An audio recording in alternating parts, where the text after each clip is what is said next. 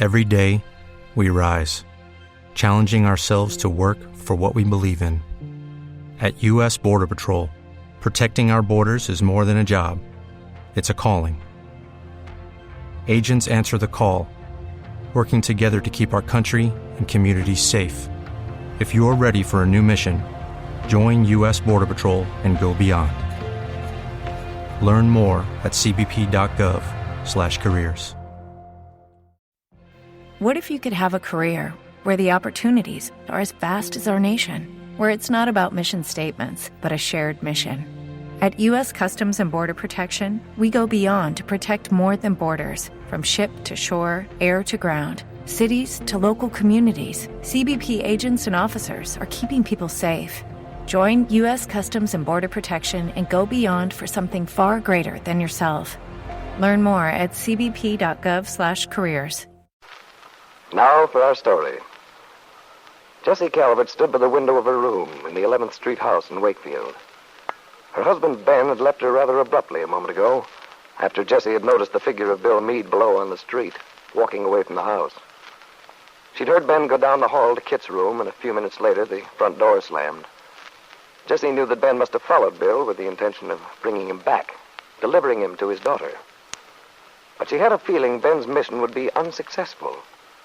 And so Jessie was secretly feeling very pleased as she walked down the hall, knocked on Kitt's door, and was admitted. Kitt was looking very attractive, but rather upset in a becoming negligee. Well, Kitt, welcome home. Mind if I come in for a moment and pay you my respects? Not at all, Jessie. Sit down. Thanks. Well, you're looking fine, Kitt. Thank you. Of course, you look rather pale. But then I suppose the trip was tiring. I won't be keeping you up, will I? I hadn't intended going to bed yet. Well, that's nice. I did want to have a little chat with you.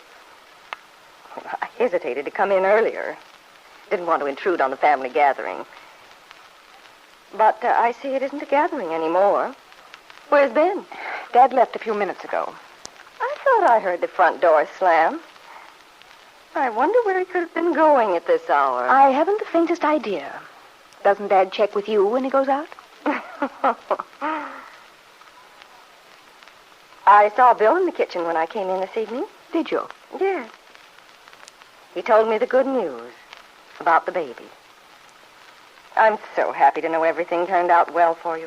Everything's fine, thank you. It's wonderful that the child is healthy. I suppose you're sure of that? Yes, Jessie, I'm sorry to disappoint you, but the baby is perfect. Why, Kitt, what an unkind thing to say.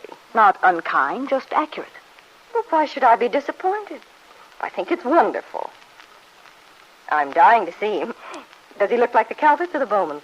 He looks like the Meades. Oh, that's nice. Bill's a good-looking boy. Well, I'd love to see the child. He's asleep.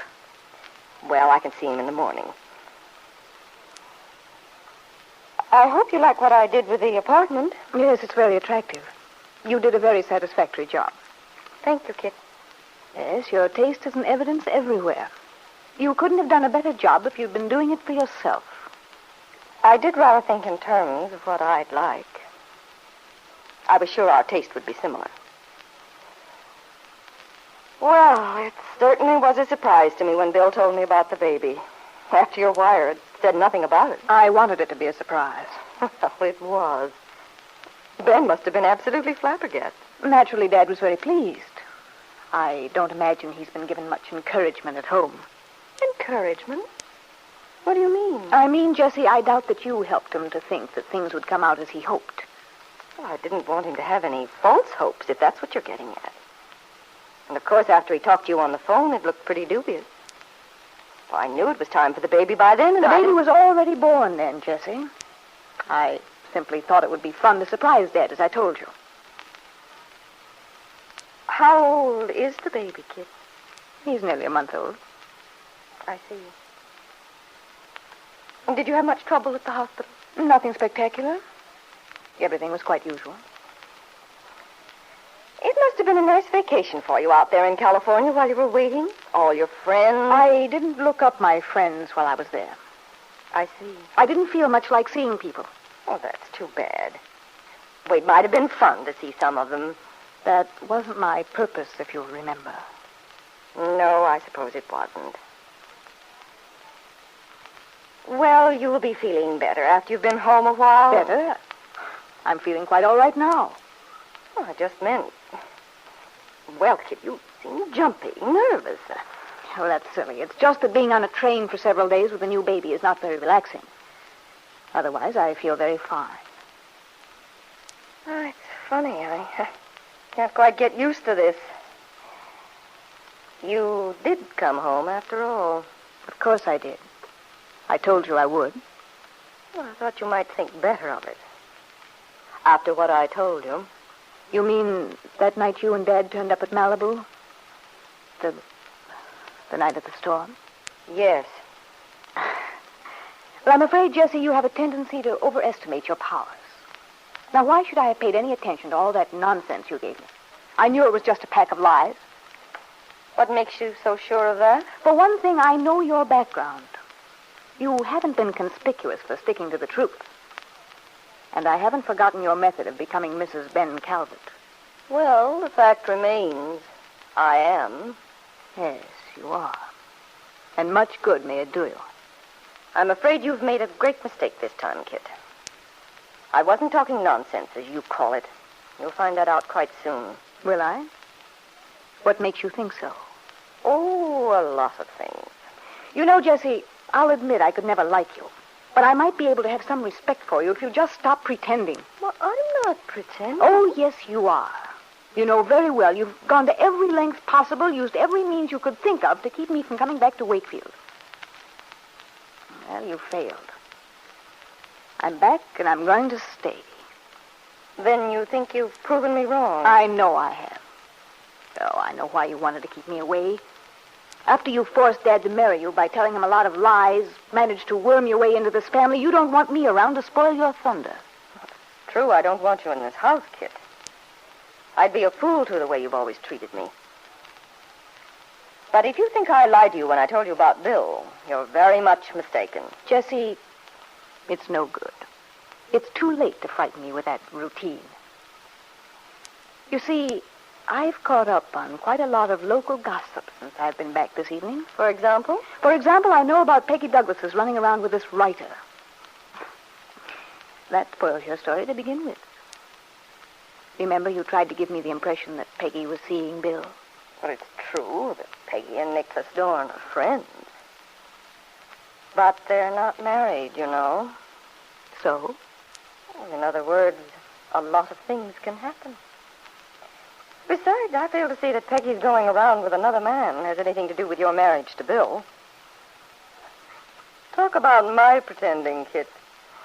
Don't you think it's rather foolish of you to keep up this pretense with me that everything's just dandy with you and Bill? I've had several long talks with Bill, and Bill would never tell you anything. Well, maybe he doesn't confide in me. But Bill's not very good at deception. I can read a lot between the lines from the things he doesn't say. Oh, by the way, where is Bill? Didn't I see him leaving the house a while ago? Did you? I hope you're not going to pretend that he rushed off to get his toothbrush. You're not going to tell me that Bill intends coming back to this house to stay. I see no reason to tell you anything, Jessie. But you're forgetting something rather important. Bill has a son now. Oh, yes. And he'll be devoted to it, I'm sure. You've been counting on that, haven't you? Why not? It's natural enough. I never thought I'd see you in such a position, Kitt. Hoping to hold a man who doesn't want you with a baby. You're a nasty, vicious woman, Jessie. Perhaps I've had to learn to fight fire with fire. However, I'm sure of one thing. Your returning to Wakefield isn't going to change Bill's feelings. Baby or no baby, Bill's through. You've got it all figured out, haven't you? You bet I have. And not by guessing either. I happen to know that Bill wants a divorce. He can't take the beating you've given him indefinitely. And when a man like Bill finally realizes he's been taken for a ride, he does something about it. Something definite. Kitt made no answer. And Jessie went out, closing the door after her with exaggerated gentleness. If Kitt Meade had been the sort of woman who wept, she would have wept at that moment, from fury, frustration, and bitterness. She'd risked so much, gone to such lengths with the hope of saving her marriage to Bill. She'd counted so on this triumphant return with a baby son.